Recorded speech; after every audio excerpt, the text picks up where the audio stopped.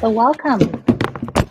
We're Quad Education. Our team is dedicated to help you craft exceptional essays, ace interviews, and perfect application to give you an edge in the admissions process. Tonight's webinar is College Application Timeline, Stepping Stones for Success. We'll be giving you insider secrets, I should say, from college admissions counselors. We're looking at a 45-minute webinar today. We're looking to save 10 to 15 minutes at the end for questions, comments, concerns. So there's actually a Q&A box. Feel free to drop your questions for our panelists in there, and we'll definitely take a moment to go over them. Tonight's webinar is recorded, and we'll make sure to send you out a recording no later than the next couple of days.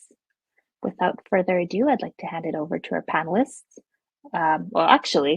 Brief agenda. So our introductions, we'll speak on understanding the components of a college application, very important. The ideal college application timeline. We'll discuss early decision, early action, and regular decision deadlines. Tips and tricks to stay on track during the application process, and as mentioned, the question and answer.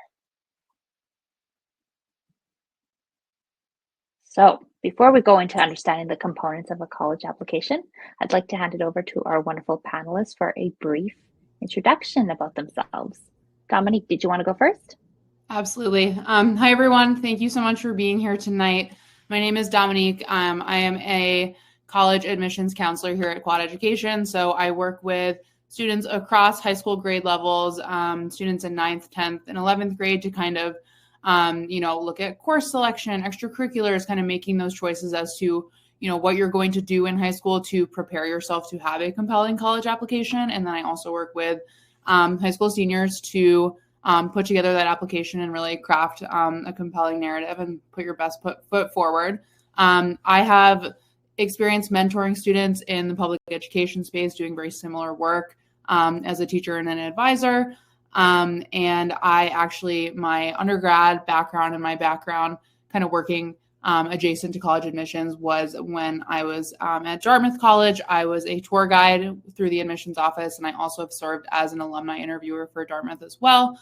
My academic background is in pre-med, so if there's any, specific questions about that, I'm happy to answer those. As it relates to the timeline, it can be a little bit different for some, types of pre-med programs, but otherwise, the college application timeline is usually relatively consistent throughout all the different programs. And that's me. Well, thank you. Max? Yeah, thanks, Dominique. Hi, everyone. I'm Max, and I hope you're all staying warm tonight, wherever you may be.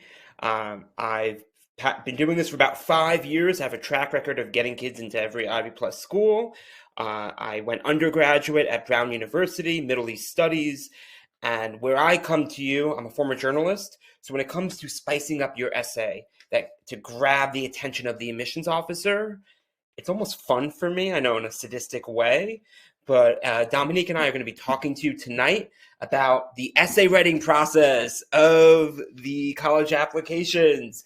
And don't fear, we have a lot of advice. Dominique's much more, she said, she's pre-med. You're pre-med. You were pre-med, correct? Exactly. I'm more of a humanist, so you're in good hands. We're going to have a fun ride today on the roller coaster. I'm so excited for this, and I know our audience is as well. So thank you both. I'm going to leave this in your capable hands, and let's begin by understanding the components of a college application. All right, awesome. So I will start. So we will go into much more depth on all of these kind of fronts during this webinar, but just to kind of go over the general components and what they are, you will start with some very basic, very kind of easy to fill out personal information. So information about where you live, your family, do you have siblings, all those things that'll go into the application. Relatively straightforward, should not be too much of an issue. The essays are another huge component of your application. You will have what they call a personal narrative or personal statement essay, which is around, for the Common App, it's 650 words. Other schools that have their own applications, for example, MIT has its own application. The University of California system has their own application, Georgetown as well. So there are some schools that have their own system where you would write a different essay, but otherwise this is kind of a standard 650 word essay that's basically, who am I and where am I coming from and what experiences have shaped me into the person that I am today. And so that is, I would say, I don't want to say the bulk of the work, but a lot of the work when you are preparing your application. And like Max said, there's plenty of kind of tips and tricks for how to think about this and really kind of frame your story in a really compelling way. And that is a lot of the work that goes into this. You'll also, in addition to that main essay, you'll have supplemental essays for each school. We'll go into this a little bit more as well. But basically what that means is you'll have that main essay. If you apply through Common App, you'll submit that to all your schools automatically. And then each school will have kind of short essays. Why do you want to go to Dartmouth, or tell us more about this specific program that you're interested in at our school, or whatever it may be. So each school will have kind of like short mini essays that you'll submit specific to those schools. Another component, we'll go over this later, letters of rec. So from your teachers or mentors, so they can speak to your academic abilities, your personal qualities, and just kind of vouch for you and go to bat for you. Definitely some strategy around how to prepare for that early as well. And then you'll have your activities list, all of the extracurriculars you've participated in, jobs. This will also include any honors or awards that you've won, and just short descriptions of those. Of course, your transcript. So all of the grades in all of the classes that you've took, your GPA, sometimes your class rank if your school ranks, and then finally test scores. And test scores, we'll talk about this a little bit more later as well. Test scores are tending to be optional, and the trending in the direction of continuing to be optional for most schools. So that's SAT, ACT standardized testing. But some schools do still require it. And regardless of if it's optional, for a lot of students, it is still a good idea to submit. So it's definitely still a piece of the application in a lot of cases. And that is that. So I will leave it at that because I don't want to go into too much more detail. We'll dive into all of these components going forward. Thanks, Dominique. Yes, and to build on the standardized tests point, some schools like MIT still require it. And there was actually a fascinating article in the New York Times last week about different schools reconsidering the use of the SATs. They quoted the president of Brown saying that Brown would be possibly considering making it mandatory again. So it's still up in the air. It's still part of the college admissions process, even if the trend has been since the pandemic for most schools to go test optional. Just to keep that in mind, folks. Building on that, so the ideal college application timeline, and I want to start off with this timeline is very tentative, okay? Please do not stress yourself out, all right? So, fall semester, junior year, our advice, start beginning your college research, narrowing down which schools you'd like on your college list. Again, to go back to how I advise my kids, quite often, I wait to see what their SAT, ACT scores are before finalizing their college list. Again, that's what I do as a counselor. Different counselors have different philosophies. So again, there's a huge asterisk on this timeline. You may not be done with the SAT yet, okay? But in the fall, junior year, start thinking about it, going on college websites, talking to mom and dad. Hey, can we go visit a college? Can we go tour the beautiful campus? Okay, I'm very partial to Brown. Dominique might be partial to Dartmouth. Okay, these are beautiful, bucolic, Harry Potter-like schools. I know I'm dating myself with the Harry Potter millennial reference. Anyhow, let's keep going. So, look up also minimum and median admissions GPA, SAT, ACT scores, okay? If I were you, junior year, you should be focusing on keeping your grades up, your SAT, ACT prep, and trying to get a really good summer extracurricular before your senior year. If I had to distill this entire timeline down into 3 different advice I could give you. And the spring semester, finalize your college list, but that has an asterisk. You need to wait to see what your SAT, ACT score is, okay? Continue SAT, ACT prep. If you look at this page, I know it's another boring PowerPoint, but it has the words SAT, ACT on it multiple times. Folks, that is junior year in a nutshell, okay? Spring semester, start thinking about letters of recommendation, folks. I can't tell you how many of my kids have waited until the last minute to ask their teacher, and their teacher is swamped. So you want to be strategic. If I were you, by the end of junior year, you should have an idea of who to ask. So if it's the first week of the fall semester, senior year, you can come in and make that request. Also, I tend to start with many of my kids in June and July on the personal statement. I hate to ruin your beautiful summer. You do have the right to go to the beach, but you also need to get started on the personal statement. Well, you don't need to do anything, but this is our advice based off a track record of getting kids into Ivy Plus schools. Anyhow, all right, the summer before junior and senior year. Folks, if you're gunning for an Ivy Plus school, hopefully you have a really good extracurricular lined up, whether it be college level research, whether it be an internship with a congressperson, something spicy. Also, this is some of your final chance to take your SAT, ACT.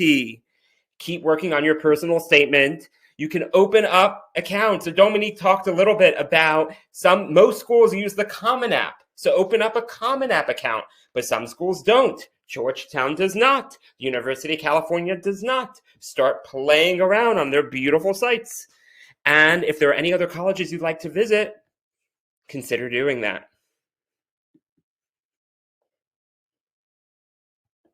Oh, should I keep going? No, I'm having trouble getting off mute for some reason. I was like, I'm ready. If you want me to just it sometimes takes a second. Yeah. So we are here in senior year. So this is where I would say the bulk of the work tends to happen. But like Max was saying, if we can do a lot of that work in the summer, that is ideal and preferred. So during the fall semester of your senior year, so October, November, this is when you're really going to be hunkering down, finalizing your personal statement essay, that longer essay that I mentioned. That's kind of a general, again, summary of who you are, where you're going, your experiences, and then those very specific supplemental essays for each of your schools. And, that can get overwhelming. That's a lot of writing.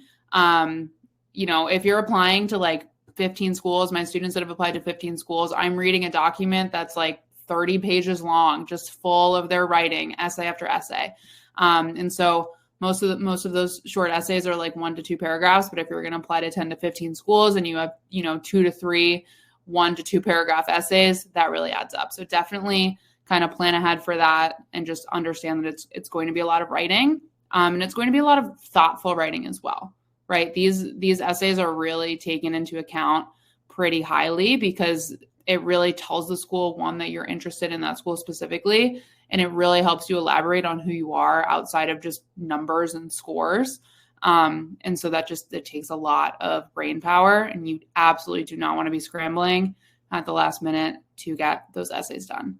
So that's a big chunk of the work that'll happen in the fall. You'll submit your official transcripts, your SAT, ACT scores, and then you actually may be submitting and finalizing some of your applications in November. And so if you had a school, we'll talk about deadlines a little bit more later on, but if you did want to apply early, either early decision or early action, we'll talk about that in a minute. Those deadlines actually happen in November. And so some schools may have that deadline kind of sneak up on you. December, you should really just be in the phase where you're finalizing as opposed to doing a lot of the work in the initial writing. At least the students I work with, I like to see their essays 3-4 times before they submit. And I can only do that if they're submitting them to me a little bit early. And so, waiting until December is not always the best. You have finals, you have the holidays. It just tends to be crunch time sometimes. And so this should really be, ideally in an ideal world, finishing touches, etc.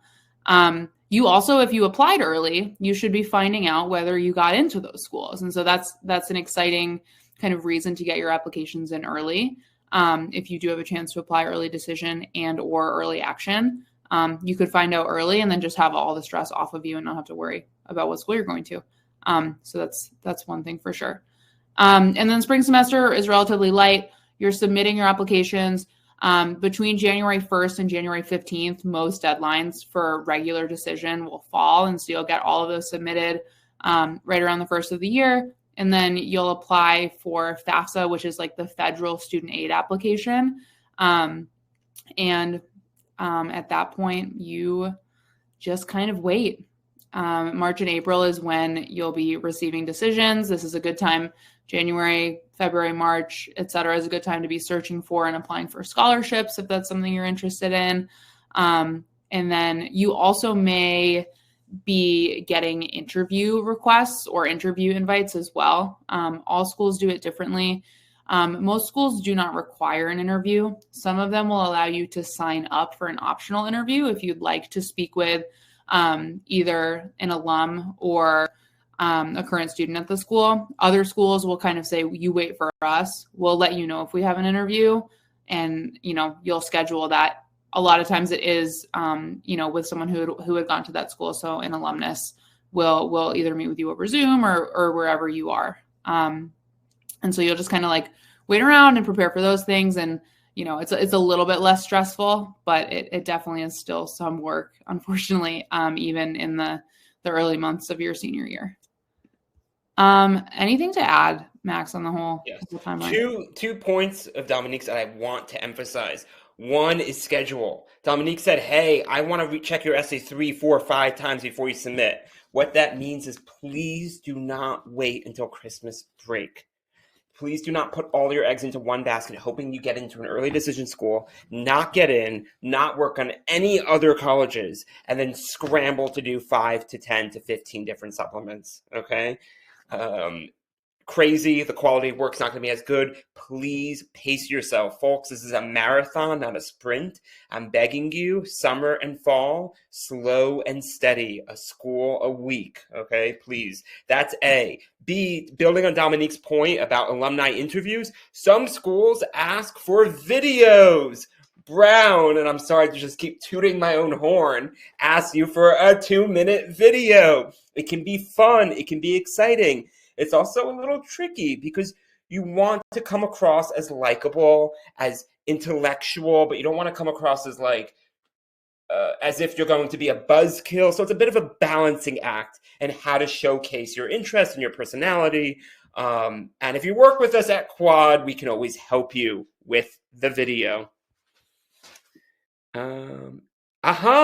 Your college application timeline checklist.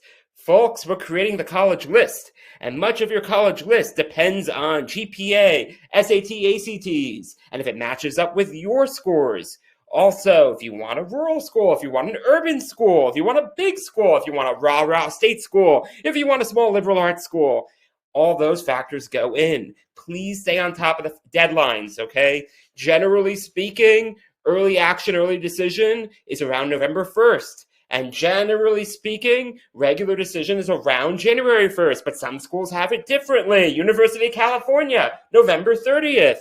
You gotta stay on top of that, folks, please.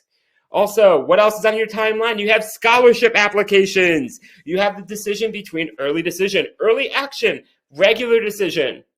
You also, what else is on your timeline? The SAT, ACT. When are you going to do prep? When are you going to take the test? Earlier the better, folks. Earlier the better. SAT, ACT test scores. Also, talk to your counselor. If your score is below the mean 50% of, let's say, an Ivy Plus school you're trying to apply to, you may want to reconsider submitting your test scores. It's a bit of a strategy. Talk to us, okay? You also need to submit your transcript, letters of recommendation. Folks, ask your teachers early, please, okay? Both Dominique and I have been high school teachers. Please, we've been swamped. Begging you, ask us early. Ask your teachers early for letters of recommendation. What else is on your timeline? You have a personal statement. You have Common App essays. You have lots of supplemental essays. Ha, ha, ha. Fill out the personal info, the activities, the extracurriculars, and FAFSA, because who doesn't like financial aid? Dominique, do you have anything to add? One thing I did think of, just again, I am kind of in interview mode with students right now because we are starting to get some interview invites. don't panic if you don't get an interview. An example I always use, at least from my personal experience, is I knew of people who got interviews at Dartmouth when I was applying, and I was like, oh my God, I didn't get an interview. But I got in, and the person I knew that got an interview did not. And so that just, that doesn't necessarily tell you anything. Interviews oftentimes literally depend on the availability of an alum to interview you in your area. And so if they just don't have someone that's living in your area that's kind of assigned to your region, you might not get one. It also may mean that they are already pretty sure about you and they don't need any additional information about you. Sometimes an interview can signify that, hey, maybe, right, we're on the fence about this student. We want to learn a little bit more about them. Let's do an interview and kind of see and learn a little bit more about them. And so you could already be, admitted, ready to go, and you haven't received an interview. So don't think too much about the interviews. They aren't always a super, super huge part of the admissions process. Like I think a lot of people think they might be. And then, yeah, just to echo, when I was teaching, I would do like 30 letters of rec in one summer. The school I was teaching at always encouraged students to actually ask their teacher junior spring, so before they went on summer break. And so that would be even better. Ideally, your teacher can write it over the summer if you already know who you want to write your letter of rec. All right, awesome. So I will jump in and talk about the deadlines like we mentioned before. So there are three main types of application type or deadlines that you can choose from. The first is regular decision. There's no limit to the number of schools that you can apply to regular decision. This is your very standard application deadlines, mostly at the beginning of January, the 1st through the 15th. Some schools have like a February 1st deadline, but usually it's somewhere in January. You'll receive a response between March and April. Like I said, you can apply to as many schools as you'd like. We usually recommend kind of sweet spot between 5 and 15. I would say at least 10. Usually we have packages that are between 5 and 15, but even if you are getting like one of the, the packages to work with a counselor with 5 schools, you should probably apply to some other schools on your own just to be super safe. But all that said, it is a totally standard application. You'll find out all the schools you get into, and you can make a choice from there where you'd like to actually go. If you are interested in getting some acceptances early in December, so you don't have to worry and freak out that you might not get in anywhere, consider applying early action. And so this is non-binding. So you still, if you apply early action to a school in November and you say you get in, you find out you got in December, you don't have to go there. So you're not bound to going to that school. It just helps you kind of plan ahead, gives you a little bit of safety and security. Oh, hey, I'm still working on my essays. It's December 15th. I'm stressed out, but at least I already know I got into my, local state school or whatever it is. That just kind of gives you some peace of mind. The other type of early application is called early decision, which is where you have decided that this is the school you absolutely want to go to. Usually these are the same kind of deadlines as early action as far as timing, right around November. If this is a great option if you are super sure that you have a first choice school and you're like, if I were to get into the school, this is absolutely my dream school. I want to go there 100%. I would never say no. Because that way, again, you can find out early and kind of end the misery. You just find out you're good and you can, move on and have a stress-free senior year. It also does, I wouldn't say that it increases your chances of admissions significantly, but it does certainly tell the school you're applying to, I love this school. Not I'm applying to a bunch of other schools. I'll see where I get in. It just gives them that level of, okay, they mean it. They really, really want to come here. And so if you do have a school where you feel like that for, definitely don't be afraid to tell them and make that clear by applying early decision. Anything to add here, Max?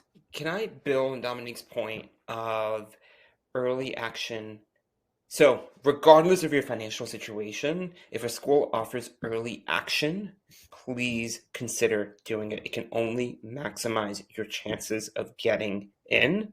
The question about early decision can be contingent on finances, especially if you and your family need to compare and contrast financial aid packages. Then applying ED, Yes, applying early decision gives you a leg up in getting in. You have a higher chance of being admitted, generally speaking, to a selective institution. But if financially you need to, again, look at what different schools are offering, you may want to hold off. And that's a conversation you can have with your quad counselor, with your guidance counselor, with your parents about funding and budgeting for college. But yes, generally speaking, early action, you're not committing 100%, do it. Do it, do it, do it. 100%, for sure. Tips to stay on track, folks, during the application process. Start early.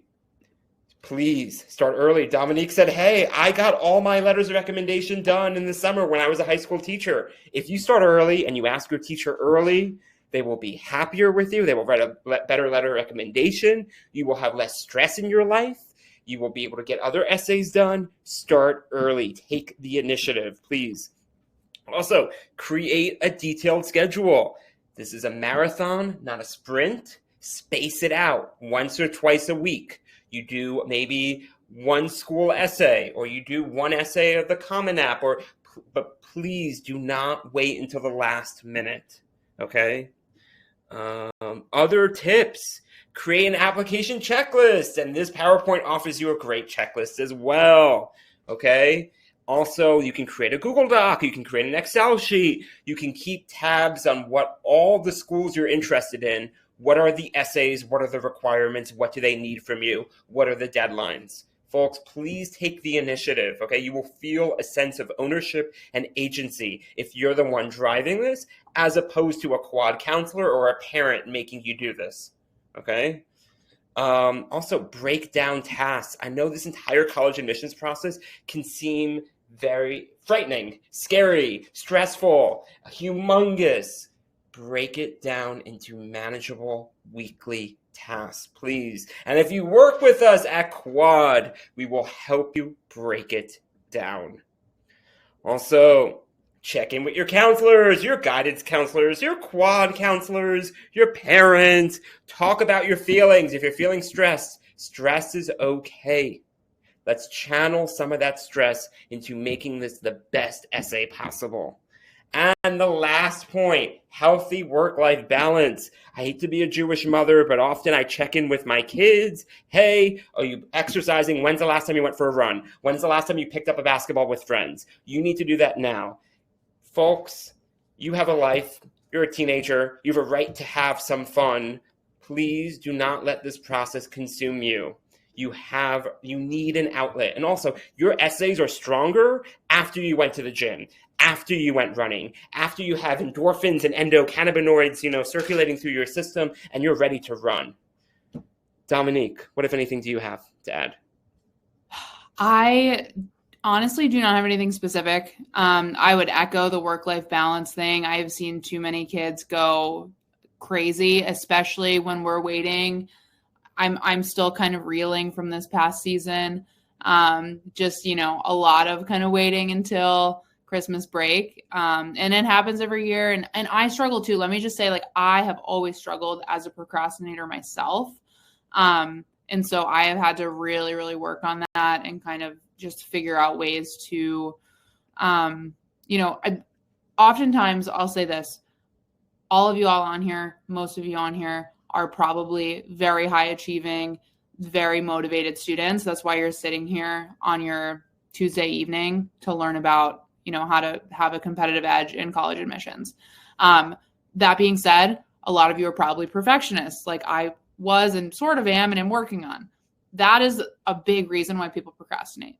You want to sit there and wait until you are in the exact correct headspace to sit down and do something to make sure it is perfect. And that's what I've learned about myself. That is not going to get you very far in this process because it's just going to overwhelm you. And so, as far as kind of tackling all the tasks, I would say do all of the tasks and make them not perfect, but then have a chance to revise and iterate over and over again, as opposed to waiting and waiting and waiting to even write a first draft of something because you're afraid it won't be perfect. That will, for a lot of you, for some of you, this won't resonate, but for a lot of you, I think that'll honestly change the game. That headspace of, let me just get it out on paper in September and then revise it 3 or 4 times, as opposed to I'm stressing, let me wait until my test is over, let me wait until softball season's over, whatever it is. That won't get you super far. It's just going to stress you out. I want to build on Dominique's last point here. Get it down on the page. Get your ideas down, get your brainstorming down. It doesn't have to sound perfect, doesn't have to be beautiful. Heck, that's why you're working with quads, and we can give you tips and advice and edit it so it sounds better. But if you at least get it down on the page, on the paper, if you at least try, we can work with what you have and make it a compelling narrative. But pushing it off and not even getting started, that's a risky strategy.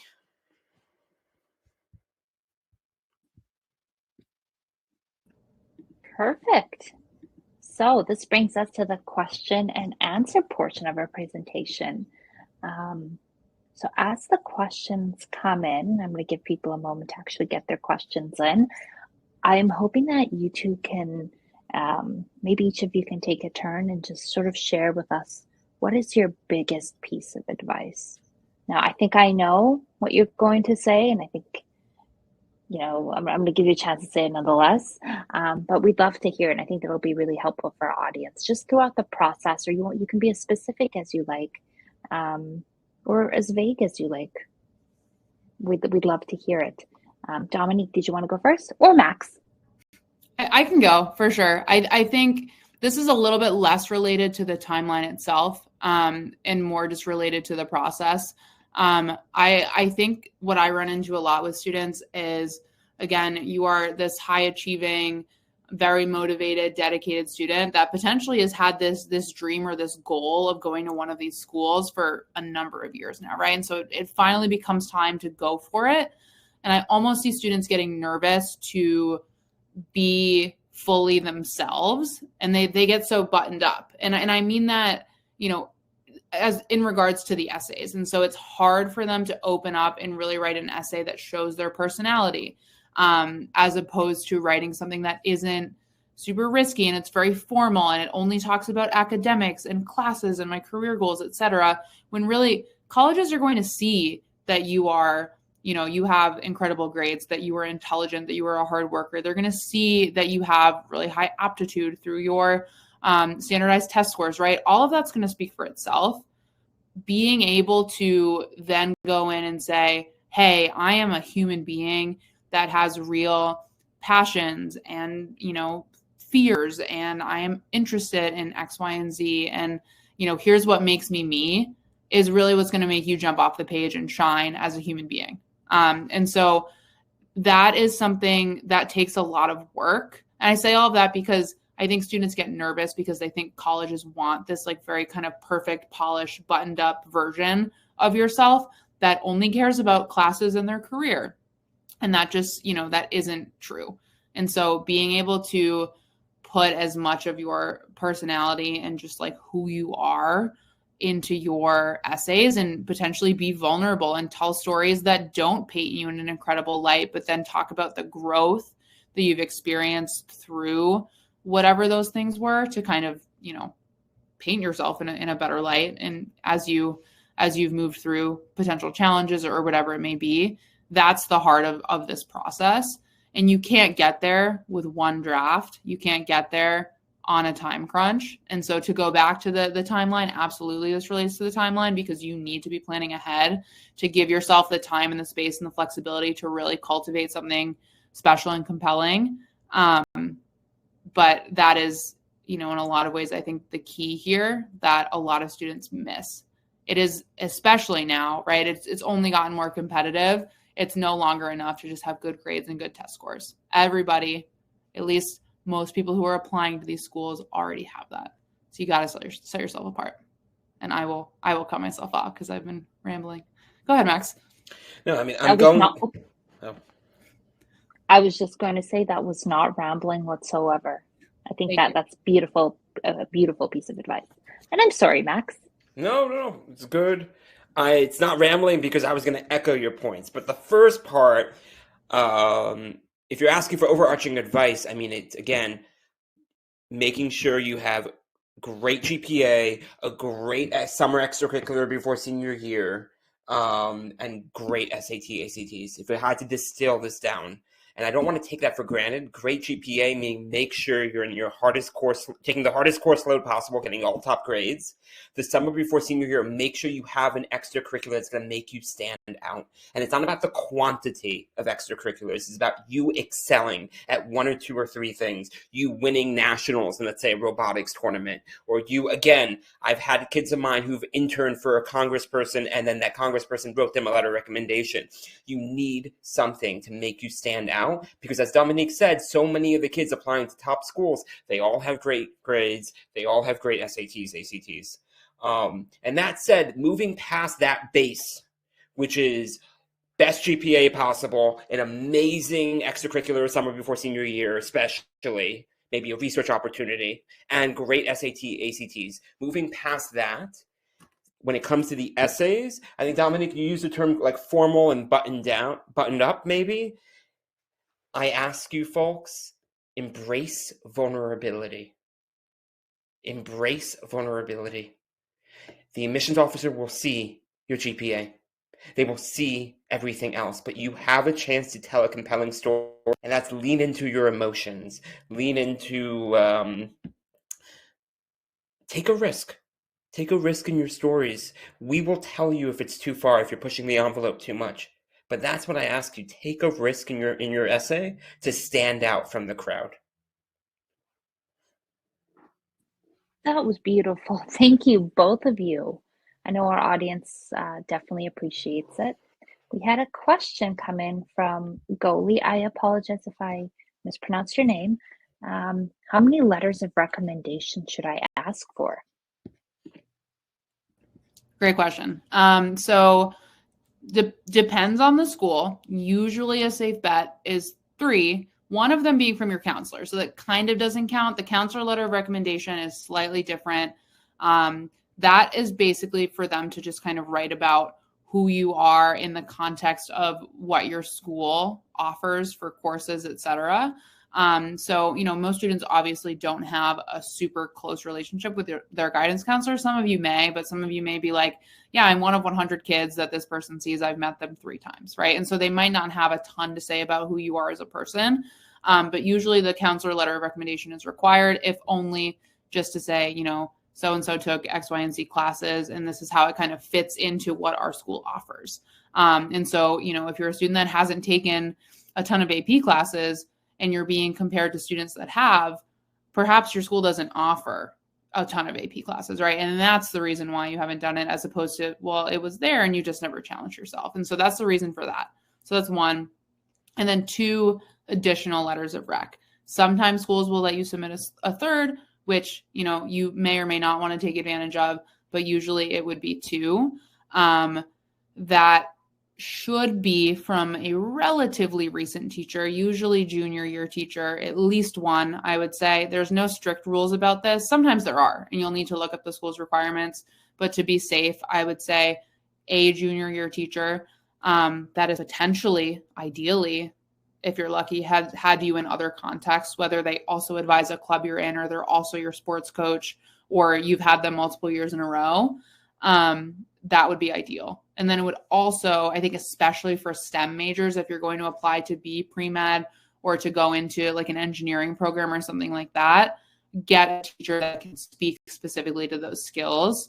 And then potentially the second one can be used for, I want to be a doctor, but I also want one for my Spanish teacher because we have an amazing relationship or something like that. But really make sure you have at least one that's pretty specific to your goals. And that's a relatively recent teacher, not like 2 from your 9th grade teachers or something like that. Also, aside from high school teachers writing recommendations, you will have the option, let's say, if you did college level research with a professor, if you worked on someone's campaign, a senator's campaign, you will have an option, some schools, to submit an additional letter of recommendation. Please take advantage of that. So for example, I just looked up Harvard. They ask for 2 high school teachers, and then they say, hey, if you want to submit 1 or 2 additional letters, you can do that. And that would be the case where you get someone who has seen you in a lab on a campaign to testify as to your character. So it's not just high school teachers. You can also get non-high school teachers in addition, but different schools have different requests, different policies. Please read the fine print. Go onto the school website, see how many letters they're requiring, and if they give you the option of accepting non-high school teachers. And I'd like to add a question onto that. Is there a particular length that you both have seen that, you know, for these letters of recommendation?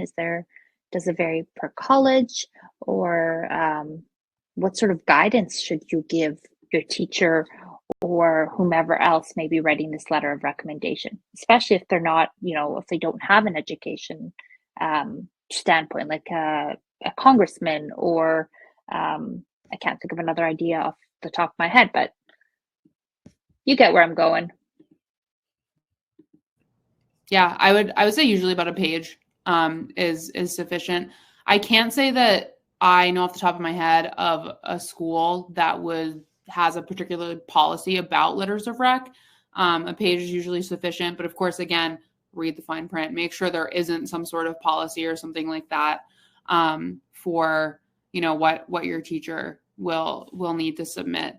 I think another thing to kind of branch off from that, if, you know, a lot of you may do this as part of like your high school curriculum. And certainly if you work with one of us, or at least if you work with me, you'll definitely do it. You'll come up with what's called a brag sheet, which is essentially a resume, but in quite a bit more detail as to, you know, all of the experiences you've had in high school. So your extracurriculars, your jobs, any awards you've won, but with also a little bit of commentary from you.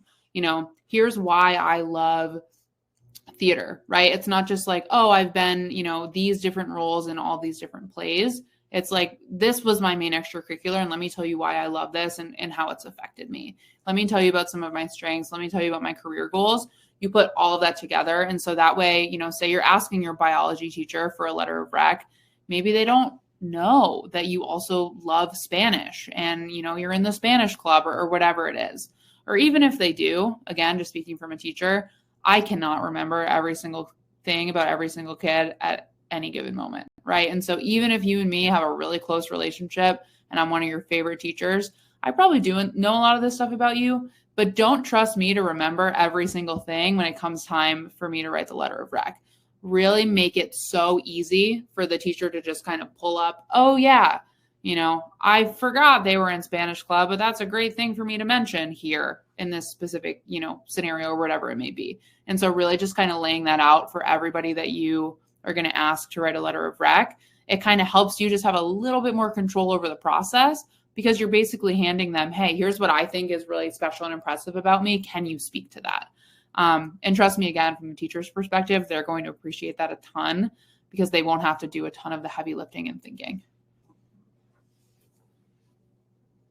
Anything you wanted to add on to that, Max? Dominique and I have written letters of recommendation before. Yes, please give us a cheat sheet. Please give us a resume. Please give us more information about yourself. Help us. Well, we're no longer high school teachers, but please help your high school teachers write the strongest letter about you. They do not know every detail about you. Do not over-assume knowledge on their part. I love that. Thank you. So it looks like there are no more questions in the chat box. And being mindful of time, I wanted to just take a moment to thank both of you for this wonderful webinar and the wonderful insights. And I wanted to thank our audience, both our live audience and the audience watching this at a later date, for being a part of this. Again, there's so many different ways to contact us. You'll see a button somewhere on your screen where you can actually schedule a free consultation. You can go to our website, and there's just so many different ways that you can get in touch with us and our wonderful consultants. So thank you very much, and I hope everyone has a wonderful evening and a wonderful week ahead. Thanks, everyone. Take care, folks.